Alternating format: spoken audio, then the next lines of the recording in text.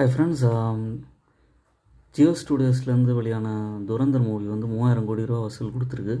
இது ஒரு மிகப்பெரிய லாபத்தை உங்களுக்கு கொடுத்துருக்கு. ஜியோ ஸ்டூடியோவில் இன்வெஸ்ட் பண்ணணுன்னா நீங்கள் வந்து ரிலையன்ஸ் இண்டஸ்ட்ரீஸ் ஷேரை வந்து பை பண்ணணும். ரிலையன்ஸ் இண்டஸ்ட்ரீஸ் வந்து நிறையா பிஸ்னஸ் பண்ணுறாங்க. அதில் ஒன் ஆஃப் த பிஸ்னஸ் தான் மூவி மேக்கிங்.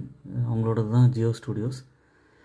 ஏன்னா ஜியோ ஸ்டூடியோஸில் டேரெக்டாக நீங்கள் இன்வெஸ்ட் பண்ண முடியாது. அதுக்கு பதிலாக தான் ரிலையன்ஸ் இண்டஸ்ட்ரீஸ் ஷேரை நீங்கள் கன்சிடர் பண்ணுறீங்க. ஜென்ரலாக மூவிக்காக மட்டும் இல்லை, நீங்கள் வந்து மல்டிபிள் பிஸ்னஸ் இருக்கிறதுனால லாங் டேர்மில் நல்ல ரிட்டர்ன் கொடுக்கக்கூடிய ஸ்டாக்காக ரிலையன்ஸ் இண்டஸ்ட்ரீஸ் இருக்குது. 1300 ரேஞ்சில் இருக்குது. ஸ்டாக்கோட பிஇ வந்து 22. 52 வீக் ஹை வந்து 1600 பக்கம் இருக்குது. இந்த ப்ரைஸ்லேருந்து இன்னுமே ஏறத்துக்கான பாசிபிலிட்டிஸ் இருக்குது. இப்போ கூட ஒரு மினிமம் குவான்டிட்டிஸ் வாங்கிட்டு இன்னும் கொஞ்சம் இறக்கங்கள் வந்தால் கூட அக்யூமுலேட் பண்ணலாம்.